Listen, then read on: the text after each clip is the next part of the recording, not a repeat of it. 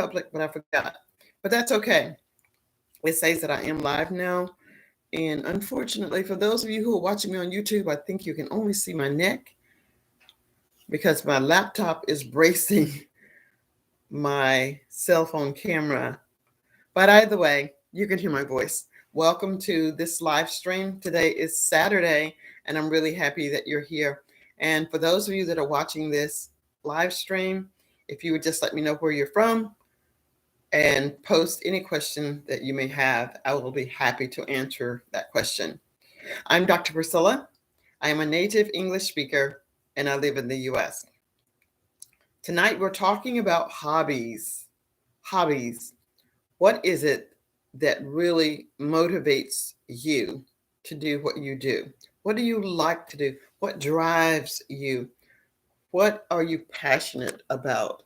And I can't stand it. I can't stand it. I can only see my neck. I can only see my head. Let's see. What can I do? Facebook, bear with me. Maybe that's a little better. I hope so.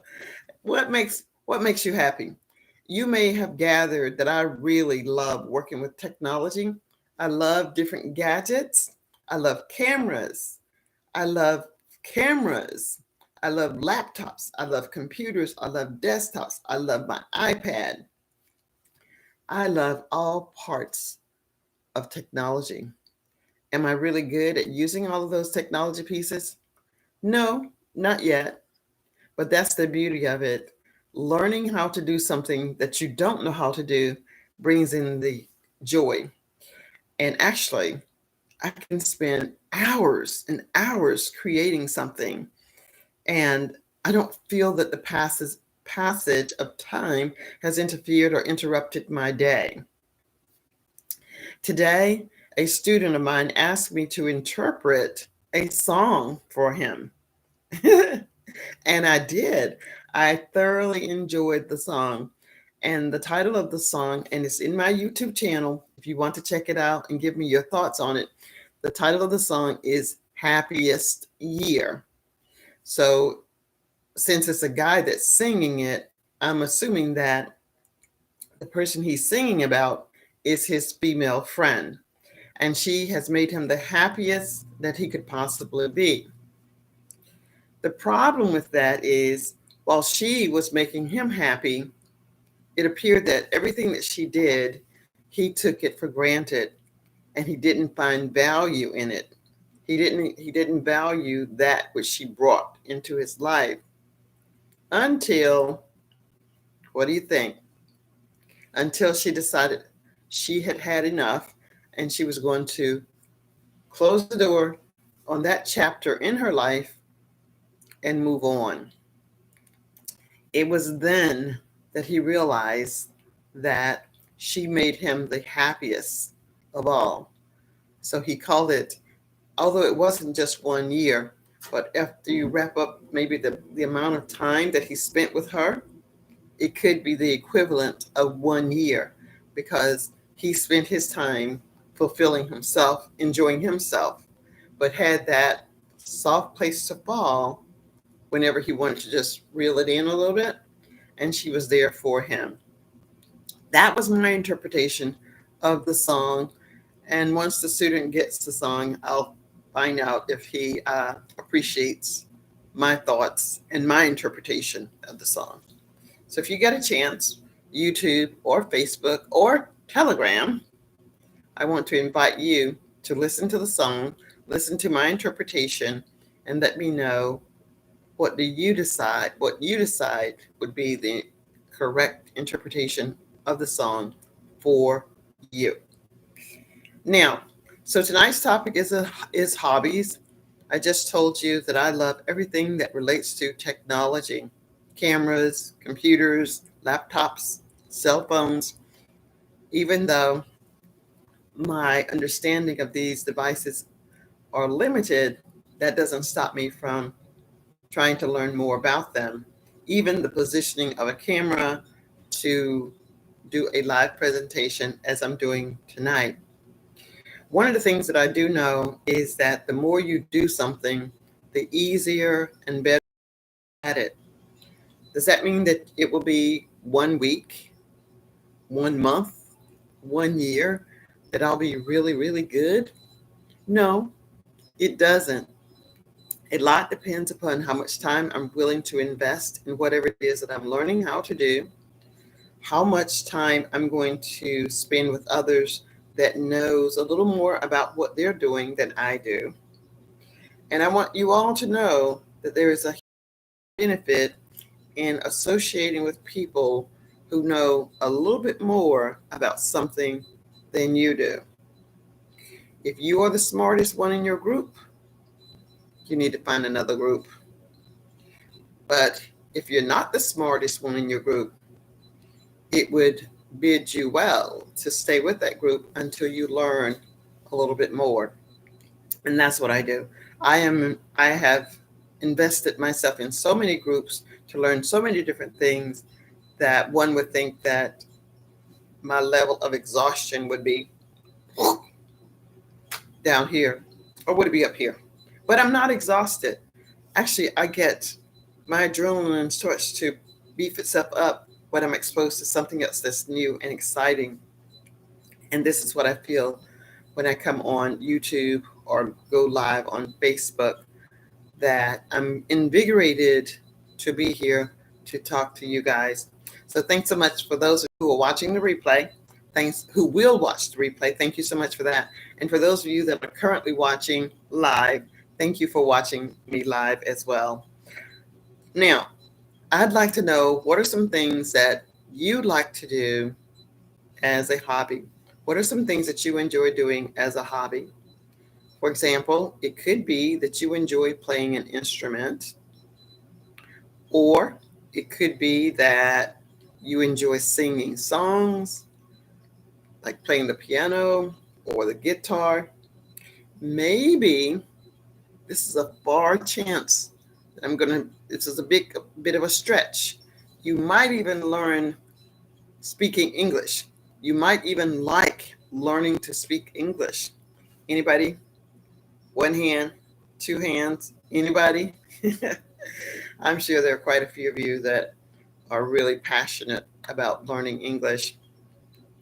How do I know this? I know this by the engagement that I see on the YouTube channel. And I want to say thank you, thank you, thank you for your engagement, for your questions, and your participation in the Facebook group as well, and on the YouTube channel. And let me not forget those of you who are on Telegram. I really value and appreciate each and every one of you, because if you were not the person that you are that would come and give me feedback and encouragement, I don't think I would be able to do what I do. And I do it because this is what I enjoy doing. Another hobby that I have is reading. I love, love, love reading. Why do I love reading? It's because I love vocabulary words. I love vocabulary words. I remember when I was much younger, I probably got this book for Christmas. It was a dictionary, but who needs a dictionary, a hard copy dictionary now? But I got a dictionary probably for my birthday. My mother was an encourager of reading all the time, all the time. So every time I did not know a word, I would go to my dictionary, I'd take a marker, and I would put a little circle beside every single word that I looked up. And when I think about, I don't do it now, and when I think about it, and I would look back at my dictionary, it was just full of little black dots of words that I had looked up. Now, this does not mean that I know all of the words in the dictionary. I do not. There are tons and tons of words that I don't know.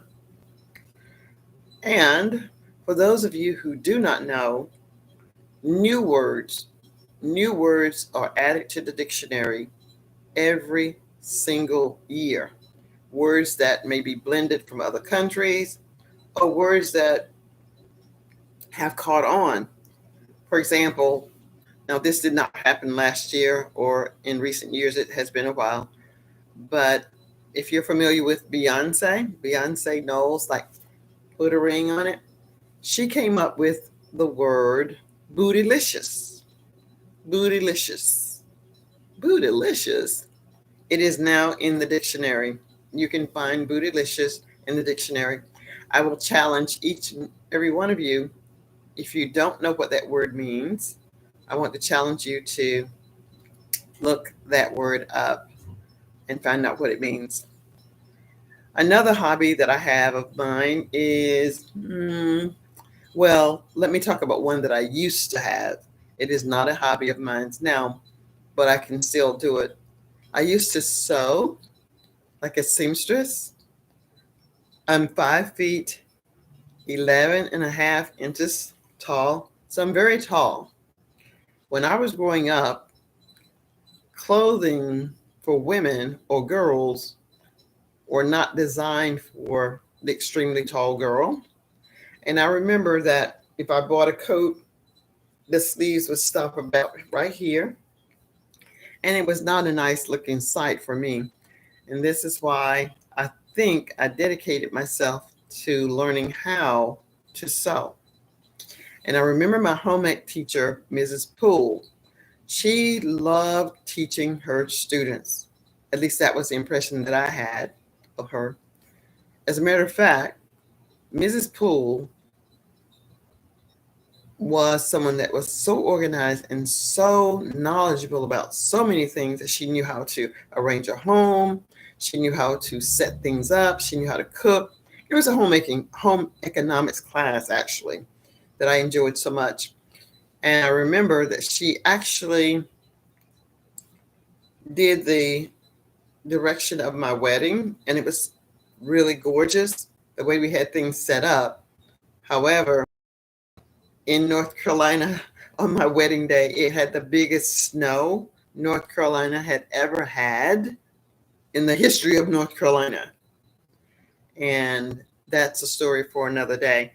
But I enjoy sewing. My mother could sew very well. She taught the girls how to sew. But of the three of us, I think I was the one that enjoyed it the most. I am the tallest of the three girls, and I wanted my clothes to fit so I could stay up all night long, or as long as my mother would allow me to stay up to actually sew. And that's what you call passion. And the motivation to do so came from within. Then, at the age of 17, I think, I started to work at this store. It was Peace Goods. Peace Goods is a fabric store. And I do believe that all of the money that I made, or the majority of the money that I made working, went into buying fabric so that I could make my clothes. But here's the thing. I think my passion for making things passed with the birth of my son, because pins and needles and everything was all over the place. I had to be extremely careful where I put pins and needles, because you know how little children are. They will get into everything, and that could create a huge problem. So I think it was around that time that when my son was born, that I stopped sewing. I still sew some now, but nothing to the magnitude of what I used to. Also, it's cheaper now, or it is as cheap to buy something ready made and have it altered than to make something from start to finish. I hope that you're understanding me clearly. If those of you who are watching me live, if you have questions, just let me know what questions that you may have, and I'll be happy to answer those. And again, if you watch the replay, please be sure to post your questions that you may have, and I will answer those as well. So tonight I'm talking about hobbies. I'm talking about the things that I enjoy doing, or what I have enjoyed doing. I, of course, enjoy teaching non-native English speakers how to perfect their English fluency. So I want to invite each of you that are watching tonight to please subscribe to my YouTube channel. Down below, you'll see subscribe. You will also see the bell. If you click on that bell, You'll know when I'm uploading a video, or you will know when I'm going live. I upload a video every day, and I do this primarily for the non-native English speaker because they say that they don't have someone to practice with, or they have a collection of vocabulary words. And I want to discourage them from just having a collection of vocabulary words without a true purpose. Although I'm only giving you one word, I am giving you one sentence. And the challenge is for you to use that one word that you get from me every day. Try to use that one word 7 times. I often say we all have the same 24 hours in a day. So it doesn't matter what time you look at the word. From the time that you look at the word in YouTube, you have 24 hours. Try to find a way that you can use that word 20 within the 24 hours, even if you have to do it every 5 minutes. Just say, okay, I'm going to set my watch for 5 minutes and use the word. In another 5 minutes, use the word. In another 5 minutes, etc., etc., etc. What that does is triggering the brain that you're doing something. And I promise you, even though you've set the standard to do it 5 times every 5 minutes, something is going to remind you to think about it, and you're going to do it again, but you don't have to do it consciously. You'll be doing it more unintentionally, but I want you to think about it intentionally 7 times per day. What this means is if you start with the vocabulary word, if this is your day 1, ground zero, tomorrow there will be another word and you'll have 2 words. And you're going to do the same thing every day. And for the month of January, a new word is being posted every day. And with that mindset, knowing that I give you the definition of a word, I give you 2 synonyms of the same word, I give you 2 antonyms of the same word, and I give you a sentence using the word correctly. Sometimes there may be another word in the example sentence, but for sure, if you don't recognize a new word in the example sentence, you're getting 5 words per day. So 5 words per day times 30 days or 31 days, you're going to have a little over 150 words that you should be able to use. Do I think all of you are? No.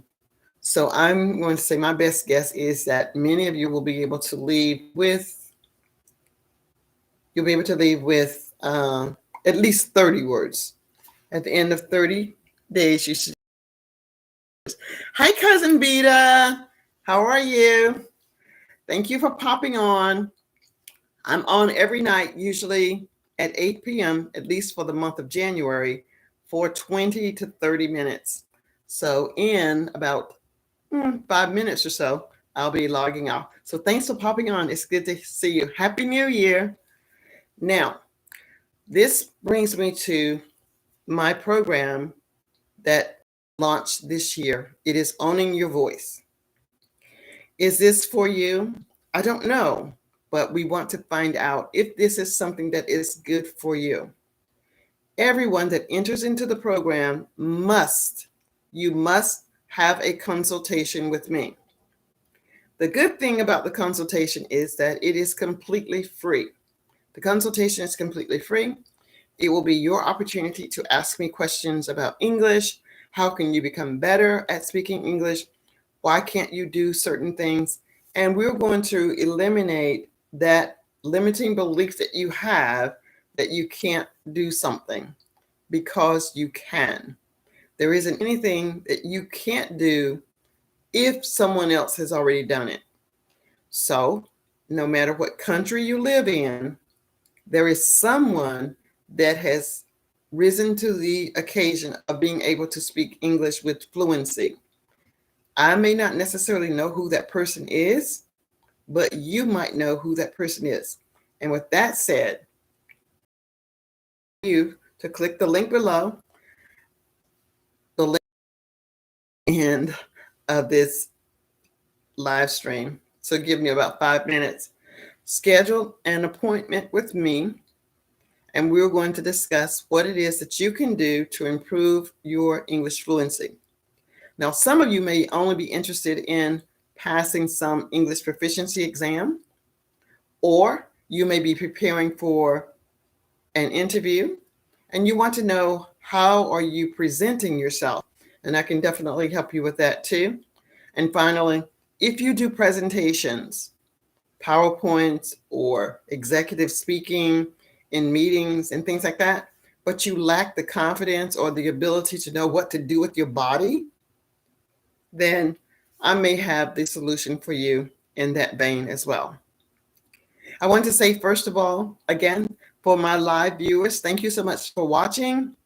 I'll be on tomorrow at the same time. Check out the YouTube channel, work on your vocabulary. If you have questions and you want to post them after I log off, I'll see them as a replay. I will respond to everyone. If there aren't any other questions, I'm Dr. Priscilla, a native English speaker, and I live in the US. Thanks, everybody. Thanks, Vita. It's good to see you. Talk to you guys soon. Have a nice night, morning, afternoon, or evening, wherever you are in whatever part of the world. Bye. Goodbye, Facebook. Goodbye, YouTube.